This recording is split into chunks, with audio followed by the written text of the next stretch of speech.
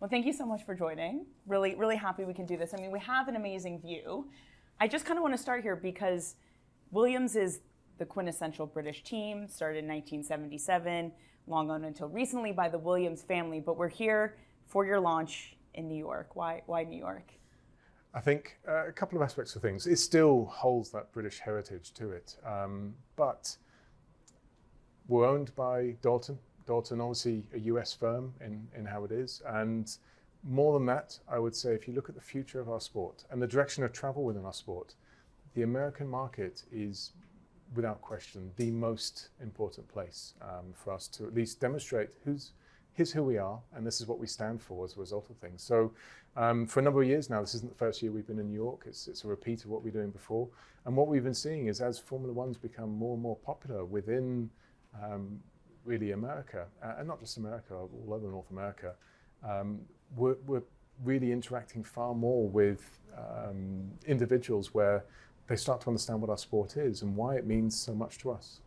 With that popularity does come a bit of side effects. Some of them are great, more sponsors. I know I can see more of them on your shirt today, more interest from investors, but also things like more social media, which Williams has a hilarious account, I have to say, but also the most GPs ever, 24 this year. Do you think there's some degree where the popularity has come at the expense of the traditionality of the sport? Is this the same sport you thought you were getting into when you started in 2001? It definitely isn't the same sport, but I actually reflect on that as a good thing. So back when I started in 2001, I wasn't part of Williams back then, a different team, British American Racing was the name of the team. I didn't know whether I would have a job next week or next month. And in fact, during the period of time there, within the first 6 months, around about a fifth of the team were made redundant. The sport wasn't in a financially strong place back then. And even today, I wouldn't say that we're financially stable or sustainable. We're going on the right pathway towards it, but it's not yet where it needs to be.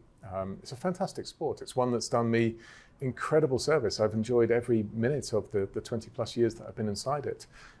But I'm actually more excited by the direction of travel that we're going in. So to answer your question, 24 races is a lot, definitely, but it's just a problem we've got to get around and optimize around. So what I mean by that is we, for example, will rotate our staff. So we have enough staff. We're not spending it all on the car. We're making sure that we have enough trained engineers and mechanics in that circumstance that we can afford for them to take a number of races off or back in the UK.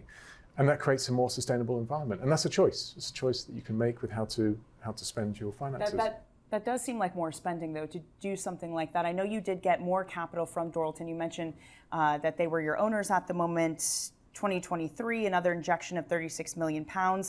Why did you need that, and what was that funding put towards? So Williams has huge heritage, as you brought up, but for probably 20 years, it has been underinvested in as an organization. So let's go through, first of all, the cost cap. Cost cap has two sides to it. One that I think is a really good side called the operational side of the cost cap. That's a big 145 million number that everyone knows. Large amount of money. Unfortunately not in Formula One, but it's a large amount of money. That's been great. It's brought the sport together. There's another side to us, which is the capital expenditure side. So that's really, to explain that in more simple terms, your buildings and your assets that have more 2 years worth of shelf life, even IT equipment, depending on the period of time that you'll be using it for, that's on the capital expenditure side. That's also locked down onto these regulations, and it's locked down to a slightly strange mechanism of 36 million spread across 4 years, because we like to make things complicated. A lot of where we are at the moment is the following. First and foremost, we're not financially stable. So we're going on the right pathway towards it, but it does require Dalton to do an investment into the organization year on year to make sure that we are still in a strong place and able to spend the money needed. The second is I want to change a lot of that infrastructure that really isn't fit for purpose anymore into new age modern technology, and again that requires investment. And you'll see that investment has to grow, not shrink from those numbers you quoted. How long do you think it will get to have a sustainable business model? Good question. I think on the pathway we're on at the moment, so everything is a function of success on track, but success on track is a function of investment that you make into it. Within a 5-year period, I'm confident that we can get this team into a strong position. And Dalton's still happy to back that, put more capital in if needed? Absolutely. They're part of the journey and the dream. And more importantly to that, when I joined this journey, I was really clear on what we needed and what is required from them and what's required from me as a part of that journey. And we're committed to each other, so yes. And it's shown up in results? I mean, Williams going from back of the pack to solidly in the middle of the pack in your 12 months. So give me your 2024 predictions then. What does this year bring? We started work on this year's car earlier than any other team. So it's around about March or April that we switched off work on last year's car, incredibly early. More importantly, we pushed everything that we were doing in terms of technology very late to maximize the amount of time in the factory. And we've changed a lot of what we're doing. In fact, more so than that, I've given, I hope, an environment where our team feels as though they can challenge the status quo, that they can break what they're used to and break out of that mold and go into a very different direction without fear of the repercussions involved if we're not successful. We'll pick ourselves up and we'll work together to get through that. But what we can't do is keep doing what we've done for the last 10 years. That won't work. It's the only way that we're going to move ourselves forward from this position of being 7th to further up the grid again. I mean, quickly though, James, because I could say, surely every team is doing that. Surely everyone wants to keep switching it up. Or do you think you're rare in that regard? Do you think some teams are staying too old, not adapting, not changing quick enough? I'm confident that the amount we're pushing ourselves is more than certainly our direct rivals around us. And here's why. I'm not interested in 23 or 24, even 25 for that matter. I'm interested in the long-term success of this organization. And I'm not fearful of any repercussions of us even going backwards relative to where we were. Because everything I'm doing, I know is correct for the long-term sustainability and future of the team. Why would that happen? What is your sort of calculation of going backwards before forwards?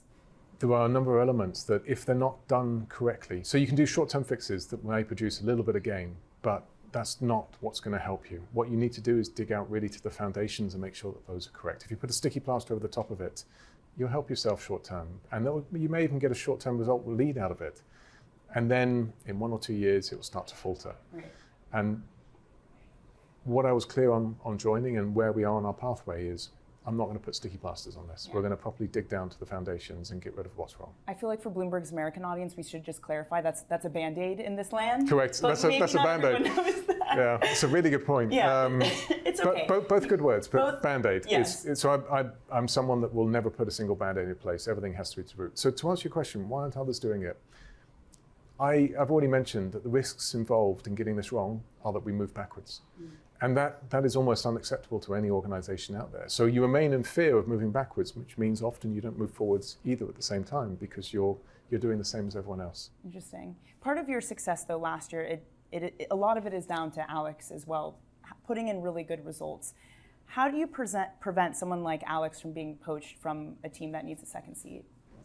The best way is for us to be successful. So exactly that journey I've taken you on very briefly here, I've sat down with him and showed him a little bit more evidence and data as to why we're moving forward, what the investment really is, and it's large, and why I have confidence we're on the right pathway.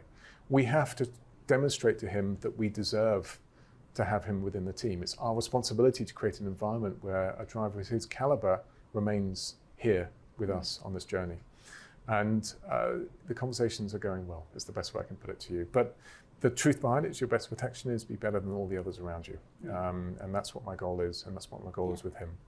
He did an excellent job last year. And I think you're going to see again this year, both drivers moving forward. I think the car, I'm really proud of the work we've completed. There's far more that we could have done, but there always is out of it.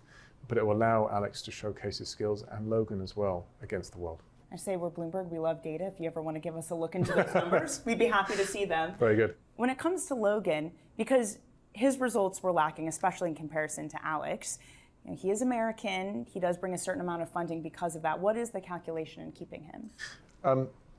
All of my career, I've believed in investing in youth, and be that, taking myself an example, 25 years ago I was a graduate, and here I am a team principal for Williams. I believe that within our organization, so I'm very strong on graduate programs. They're the foundations, again, that will bring ourselves to success, not in 2 years, but in 8 years. And that's, again, what I'm sort of talking about here. No Band-Aids, working towards long-term goals. With young drivers, I feel exactly the same way. I've been involved in the careers of young drivers for maybe 15, 20 of my 25 years in the sport, and I strongly believe in it. And you can't present an almost impossible situation to them, wish them good luck, and then not support them on that journey. It is our responsibility to support them as well through that. As long as you can see what you're looking for out of the excellence and growth, and he has those capabilities, and at the end of the year his performance came back to a very strong level, the mistakes had disappeared, and that's the foundations by which he now sets himself up for this year. Right. In terms of finances. It's not that Logan brings finances. It doesn't through sponsorship or otherwise. It's because we believe in investing in future generations. Simple as that, and he forms a part of that. James, we do have to talk about a few elephants in the car launch room. Yep. One of them being Lewis Hamilton going to Ferrari. What does that shakeup mean for this sport? I only see it as positive. So first of all, I think it's great for the sport. It creates one of the biggest changes in 10, 15 years or so. Second of all, for any human being, changing what you've known for many, many years. He's been within Mercedes for 10 years or so, and he's breaking that and going somewhere completely different. It's one of the hardest things you can do. But he's someone, much like myself, who enjoys challenging himself to the absolute limit and proving to himself that he's able to adapt and overcome obstacles in his way. And it's one of the largest ways of doing it and significant ways of doing it. It's also, for most drivers, there is an accolade to being in Ferrari. Ferrari is the team that's been here for the longest period of time in terms of the years, but also has the most world championships behind it, has huge heritage backing it.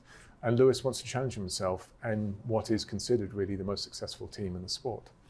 And for Mercedes, they have the same belief or similar belief, wouldn't surprise you to me, that they believe in investing in future generations. And they do have good drivers on their way through the ranks that will be with them very shortly. So that would be what I call a short-term pain for them. Without question, it'd be short-term pain because Lewis is an incredible asset. Do you think they pull someone up from that sort of lineup then? Very much them to go through that question, but they have someone who's going to be in just one step below in 2024, who someone I've known since the age of 11 and brought him up through his career, and he has the capability to do it. And who is that? His name's Kimi Antonelli, so young individual. So it's down to them to make that choice as what they want to do, but I guess the point I was bringing forward was more so, perhaps they won't in that first year, perhaps they will. But their success will be by investing into future generations, and that will be how Mercedes comes back to the fore as the result of things. So I think Ferrari gain huge amounts of experience. Is there more drama to come after this? Oh, very possibly, but that's the beauty of our sport. That is we create drama just for fun. Yeah, that's true. Yeah, keep the folks entertained both on the circuit and off the circuit at the same time. Now, another bit of drama that a lot of focus has been on is a possible and now longer pushed out possible American team on the grid. That's, of course, Andretti. And I just want to quickly read you a quote from Michael Andretti on Williams and the other teams not backing it because of the financial concern, because of the dilution concern. He said, they're very greedy, thinking we take all the American sponsors. It's about greed, about looking at themselves, and not about looking at what's best for the overall growth of the series. What's your response to that? So the first and foremost is we have an American team in Haas on the grid. It's not that it's closed-minded to the American audience. Far from it, actually. I think it's the biggest audience in the world that I would do everything for. Before this, your questioning led me to be very honest and transparent about where Williams is today. It's not a profitable company. In fact, quite the opposite. The number of 36 million, you'll see that number go up considerably in the next set of accounts. So in England, you have to publish your accounts. They'll come out in September. You'll see that number is multiples above there, because that's what it takes to be successful. It's not a financially stable business. And the commentary I made was the same that I maintain today. We have a sport that is in a good place in as much as it's growing now. In as much as I can promise 1,000 people that work for me, we have jobs and we're going to move forward together. To disrupt that right now, I feel would be a problem, in as much as I'm not sustainable as it is. It becomes far less sustainable when I go to investors and explain how the product's diluted.